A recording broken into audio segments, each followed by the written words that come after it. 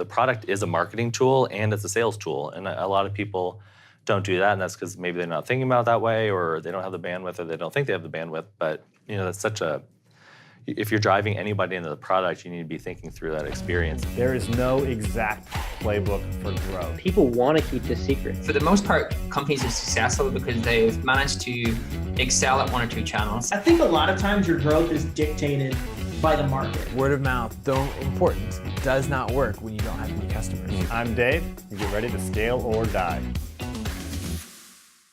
What's up, Growth Nation? Welcome back to Scale or Die, the show where we uncover proven strategies from SaaS CEOs and growth experts from some of the world's fastest growing startups.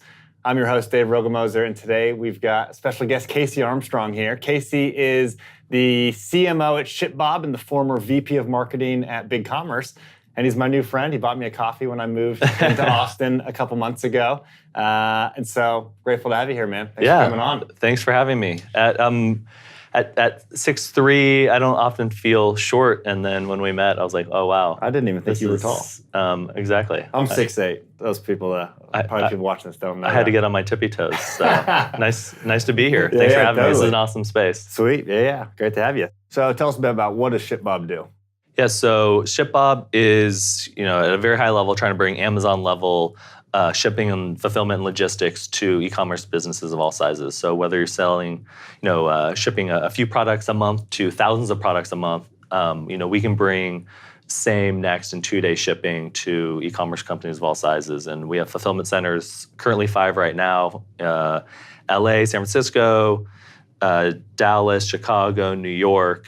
And so by using these distributed fulfillment centers, we're able to provide, more cost-effective and faster shipping. Amazon's really just made 2-day shipping a must-have. Wall Street Journal had an interesting, quip the other day. It was life, liberty, and 2-day shipping. That's not what we expect. And so, we're really trying to bring that to people. And you don't need to be $1 trillion business to provide that level of service. You can use a business like ShipBob to provide that. And we've seen customers, especially when they show it on their checkout process or top of funnel, see 30, 40, 50% increase in conversions. So very cool. Yeah, it's nice to bring that to the masses. Well, very cool. I want to dive into specifically one of the funnels. We've got a recurring segment of the show called Inside the Funnel. Perfect. And I want to talk through, we chatted before about a specific funnel that was related to people that are using Square, right? Yeah, we can definitely dive into this. Sweet. Well, I will let you kind of talk through it, but essentially we've got people that are listening here as well, but essentially this funnel is Facebook ad that's kind of specifically for people who are using Square. Goes through to a landing page that's specific about people who are using Square, and kind of, I guess that's kind of like offline people typically, is that right? Like people that are using Square.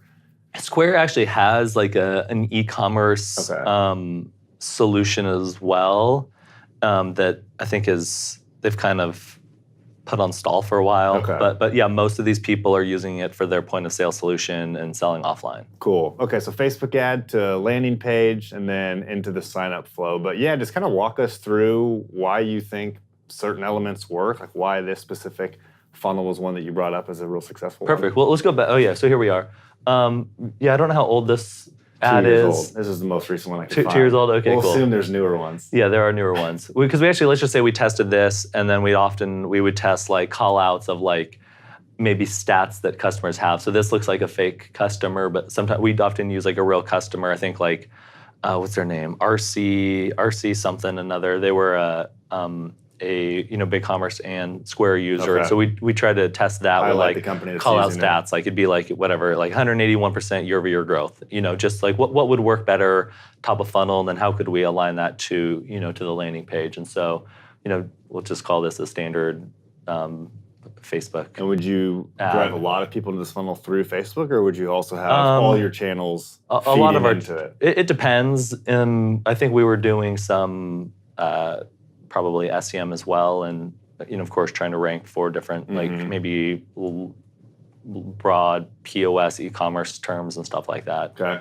That we could pull people in the funnel as well. Okay. I did some interesting tests on the blog with like large CTAs like at the top and stuff. But so from here, yeah, just bring people, and then of course it's like I see so many people that just drive people, and I've done this in the past as well. And sometimes it's a bandwidth reason, or maybe it's just an excuse. But it's people just drive people to the homepage. And That's where everyone drives. What? Well, most people I've interviewed here are they just driving people to go the to the homepage. homepage. And honestly, like we do it, and it is effective.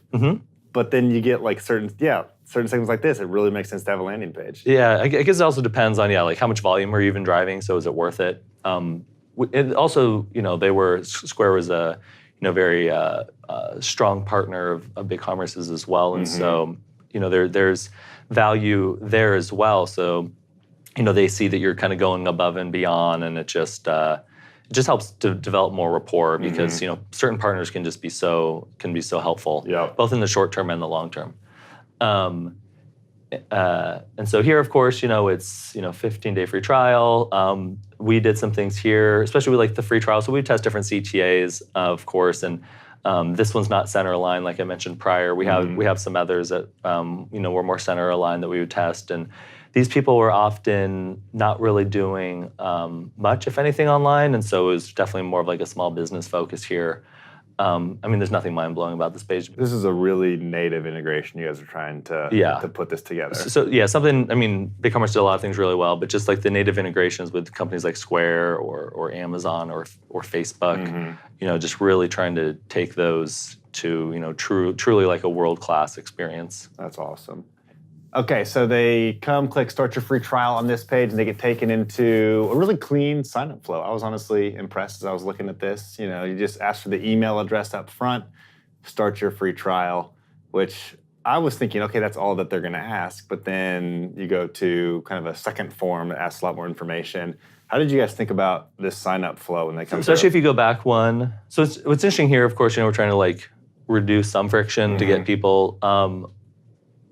Maybe I was cookied when we were taking some of these screenshots. We actually did quite a bit of testing on having progress bars at the bottom. And instead of saying start your free trial, because you don't literally start it just by putting in your email, it was like, I can't remember what it was, like move to next step or something like that.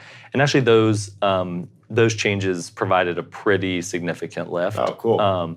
And so it's just us being, I guess, more like kind of transparent or open with context exactly about where they are in the flow. Exactly. Because these people, if you're doing e-commerce, not everybody, but people are usually somewhat tech savvy. And so this way, like how can we capture your email address? And because of GDPR, we couldn't really email them just off of this alone, but at least we were able to like start the process. Okay, so simple first step. Enter your email address, then move to the next step. And here's where you've got store name, password, first name, last name, phone number, what country you're in, what size is your online business. Why do you ask all this information? Yeah, this is really to help like the sales team. Also, there's, whenever you're testing, it's like, how fast can you get somebody through the form versus like what is, and this is a really tough part, it's like what is the necessary friction you need to create so you're actually getting quality? Because if we just asked for email address and password, we'd probably increase our signups by, 50%, but it'd be a lot of, suboptimal signups. And so, and especially if these people are truly looking, they're gonna fill this information out. And again, like, you got a call pretty quickly, instead of them just saying, hey, they're gonna say, hey, Dave, like, how can I help you? Yeah, Dave's Burrito Shop. Exactly, Dave's Burrito Shop, they were hungry. And especially with like, what is the size? Again, I don't know what the exact drop downs are there, but it's what can... Like just getting started. It's like probably 0 to 50, 50 to 100, and then something, whatever, 10 million or 50 million plus. And so that, of course, would like help us route. And some tests we're actually going to be running soon at ShipBob is like the progressive forms, which like Clearbit and Segment can help us with. And or the autofills and removes certain fields if you already have it, maybe. Exactly. And so we actually tested also, I'm surprised it's not gone here to be honest, but we actually tested removing country field and the impact that had because we were pulling that from your IP address anyways. And so those are interesting. And because that was autofilled already. Yeah, perfect. So there you go. But we were just removing it because it's like, why show it? Yeah. But and then we use Segment at BigCommerce as well, but then also at ShipBob. So it's like, how can we, kind of port this data in any direction that we want, just so we can, just start being, just continuously be smarter about how we're using all this data. Yeah, so tell me, so when you're talking about hiding forms and autofilling information and enriching leads, with Clearbit or Datanyze or whatever, But what are best practices? How do you think about doing that? Yeah, I mean, I guess the reason behind it is mostly you want to get, for both the marketing team and the sales team, I guess everybody, is just like the most high quality data as possible. Because especially if you have a sales team, you want to provide them with, all the necessary data they need to best provide value to the customer once they call. And the reason I phrase it like that is, I mean, that's the salesperson's job, is to provide value, not to sell. With the information to show, I don't know, I guess that depends on each business. Like, maybe you'll show these, but behind the scenes, you'll be pulling in a lot of other data. So like, whether it be Clearbit or something else, like it can pull in based off of the email address that they have. It can pull in, like their tech stack or their estimated tech spend. And so we won't ever show those here because most people would find that super weird and it doesn't provide them any value. But we definitely would show that. We would definitely show that within like the Salesforce, lead or opportunity record for the salesperson to be able to look through. Because if they sign up for ShipBob and they're on like, Shopify versus BigCommerce, that will definitely change the conversation. If they use things such as like a Klaviyo or another, very well-respected e-commerce, tangential solution, that just helps them kind of be, okay, they're a little bit more sophisticated or they're spending a good amount of money on technology, and it kind of changes the game there. Love it. Love that. Okay, and then final step here before they get kicked out into the dashboard is, do you have an existing website? What will you be selling? Kind of the industry, I guess, what you're asking there, and what best describes how you currently sell your products. Thoughts on this last? Yeah, just to get a little bit of information at the end. Yeah, just get some more information. Help the salespeople. If these people had some more information, they can skip it. This isn't required, and so. But it's just some good, nice to have information. And I'd say the most interesting part too that a lot of companies don't necessarily do is the next slide. And these are some things we'll be touching at ShipBob quite shortly, is right when you get here, you get your import products from Square. And this is what I talked about at the beginning with the landing page, is like there's actually some flows where it does, like, it's actually pretty slick, even like in the visualization of the experience and like how it can import stuff from your Square store. And this is just import products. And we have this for a few other integrations and other high impact opportunities. And so it's not just straight one click, but it's pretty cool where you can just single sign on and kind of just get everything merged and just it is like data cleanliness is so important, and so anytime you can kind of remove that friction and just make it as clean as possible is pretty helpful. And it's just also a good first impression when they're like, well, is this the right solution for me?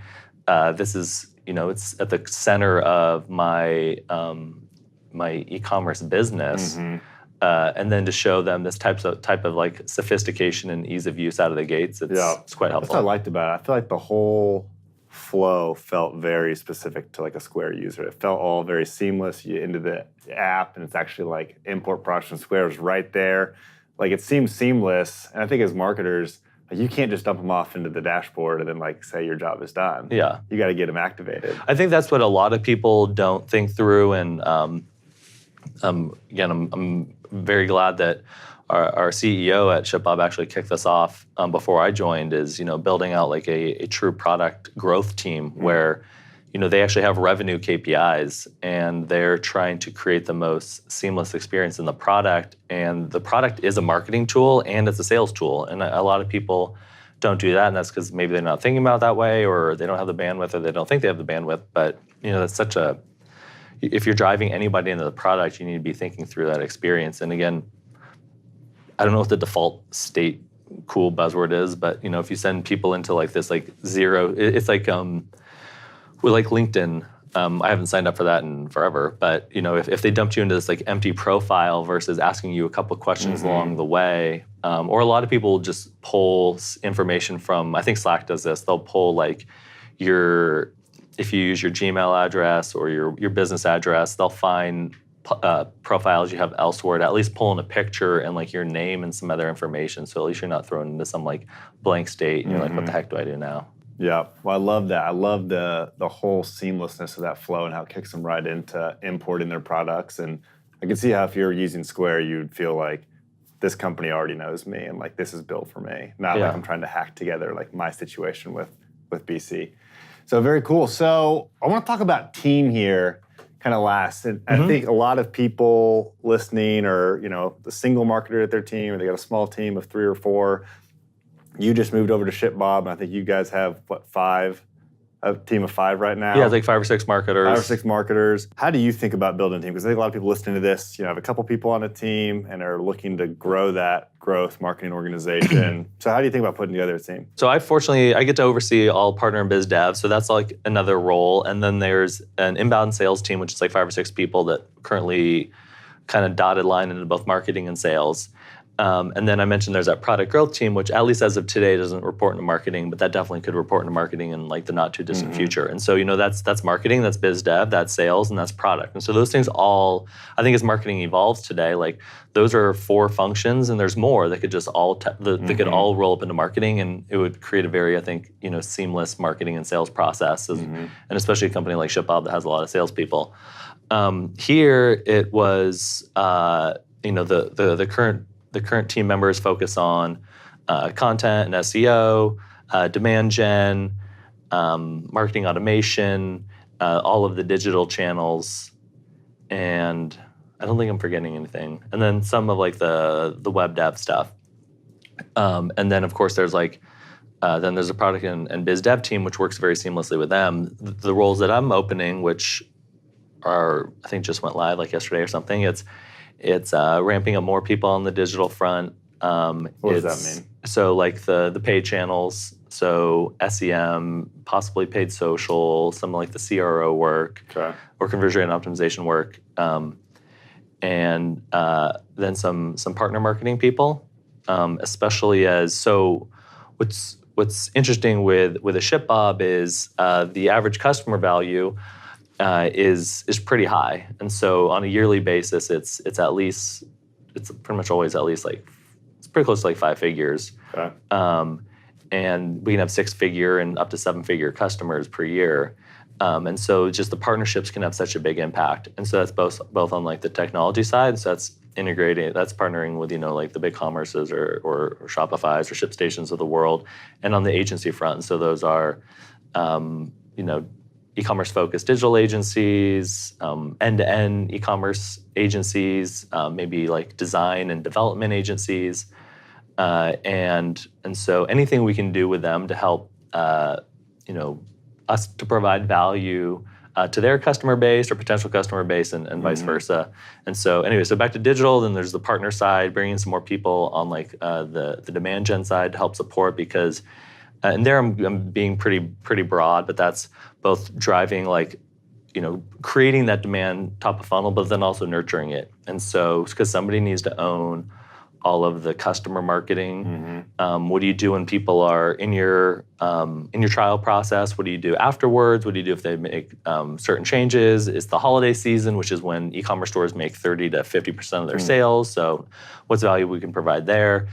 There's win-back stuff, people that hit their trial and then drop out. There's people that churn. And so there's just a lot of customer marketing that has to happen there.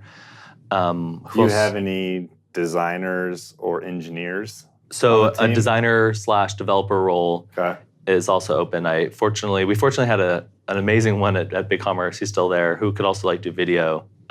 He was just next level across the board. Every talent that I wish I had that I didn't. He played the guitar and stuff, and I'm I can't do any of that stuff. He could probably sing, I don't know. And so yes, we're getting that technical function as well. And then a fast follow will be another partner marketer that can also do content, and then a marketing automation person.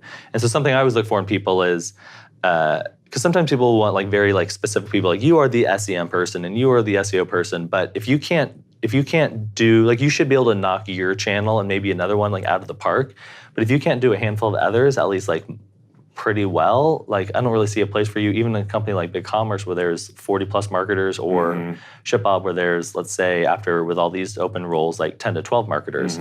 And then opening some, and then here, again, because I think business development will be so impactful, we're opening some, some channel managers. And what I like with that is they're really sit in between marketing and product and sales, because they're they're helping, bring in those partnerships, and then they're working with the product team to figure out if or how different integrations need to be built. And then they're also needing to help provide sales collateral and information to these partners, and then hand them off to the sales team. And so those are what I'm focused on most right now. Love it. Love it. All right, man. Well, we are wrapping it up. We've come to the end, sliding into home base. Perfect. And we've come to the Salty Six. Awesome. The Salty Six is my favorite part of the show here. So I thought it was the wild turkey, but now that I think about it, maybe it's like tequila shots or something. Yeah, it's more tequila focused. No, it's not that. On my way here, quick tangent. So when I was walking down the street, there was a big sign, and it was free AC with your margarita. And so that's they're trying to get people in, that's the margarita. Extremely hot Austin. Does that work? I was like, wow, that is pretty good.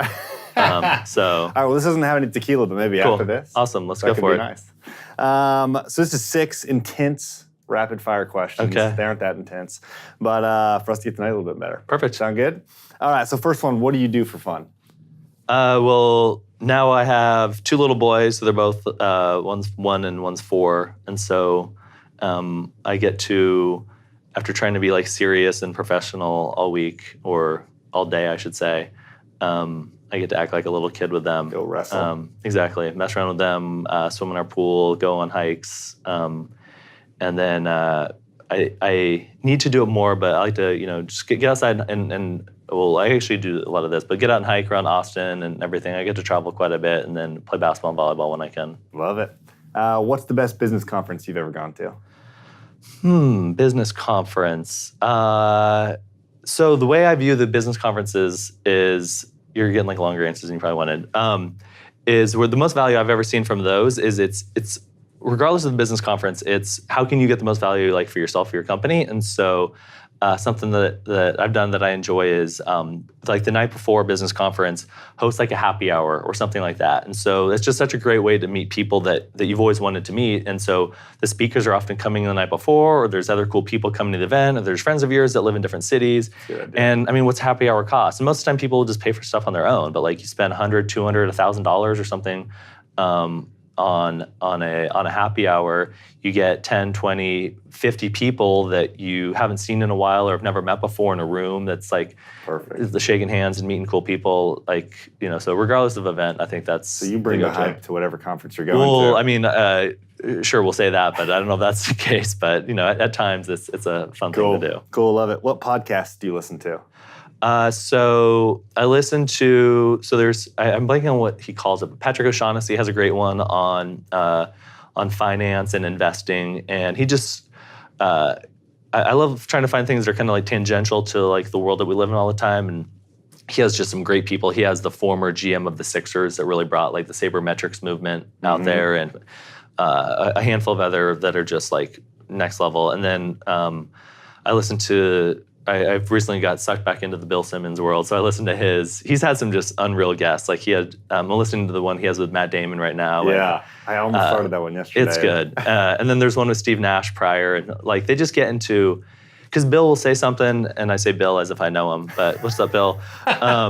He watches this. Yeah, I'm sure he does. I think he does. So, and I'm sure Steve Nash does too. So, but he'll be like, he'll have an opinion, and Steve Nash will say something like, no, well, it's actually like this. And it's like, okay, well, like Steve Nash knows everything about the NBA for the past 20 years. Yeah. So, okay, that's pretty awesome. Yeah, love it. Cool. What book are you reading right now? Like, what's on your nightstand? I read these like, so I can't, as most people, our brains are always running all the time. We look at the computer way too much. And so I read a lot of fiction before I try to go to bed. I read some of these, I don't know, like weird like espionage books. This guy, Ross Thomas, and this guy, I'm blanking on his first name. I'll think of it. McCary is his last name.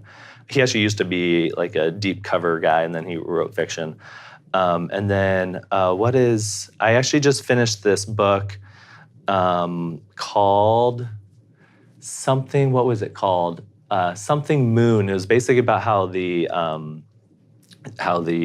settlers were moving west, and how some of the different Native American tribes really helped stunt that movement west for quite a while. And so much of it centers around Texas. And it's not that long ago, maybe 150 years ago, just like how savage we all were. And also it's interesting because they use concepts like the horse as he writes about it some in the view of like it's as technology, and how different tribes and different settlers or people from different countries adapted to like the horse and then like the gun, like different types of guns differently. And so anyways, it's kind of a play on technology as well. Cool, love it. Sounds like an interesting book. Yeah, it's cool. Moon. So something Moon. We can post it. We'll put it in the show notes below. You seem like an NBA guy. Yeah. Michael Jordan or LeBron? Oh, geez. I mean, I was born in the 80s, so like you got to go Jordan. I don't know. I mean, plus you can't go 6 for 6 in the finals and pick somebody else. Even though LeBron looks pretty good, I'm from Southern California. I'm not like some crazy Lakers fan, but he looks pretty good in the Lakers jersey. He does look good in the Lakers jersey. All right, final question: what's one person that you'd invite to a dinner party, dead or alive? Oh, geez. Have an interesting night. I don't know. That's a good one. Gosh, I don't know. I'll have to think about that. Bill Simmons. I randomly met. Well, he signed his book of basketball for me. I went to a Clippers game and he was signing over there. So that was pretty cool. All right. But I don't know. Probably somebody he's had on podcast and not Bill, even though he's done some cool stuff. So beautiful. Okay. Well, there you have it, folks. Casey, thanks for being on Scale or Die. If people want to find out more about what you're doing, where can they find you? Yeah, I don't know, Twitter, KCA, or Armstrong@shipbob.com. Thanks a lot for having me. You've got a pretty sweet domain name, actually. Fullstackmarketer.com. Fullstackmarketer.com. I saw that and thought, that's kind of a nice marketer domain. Not too bad.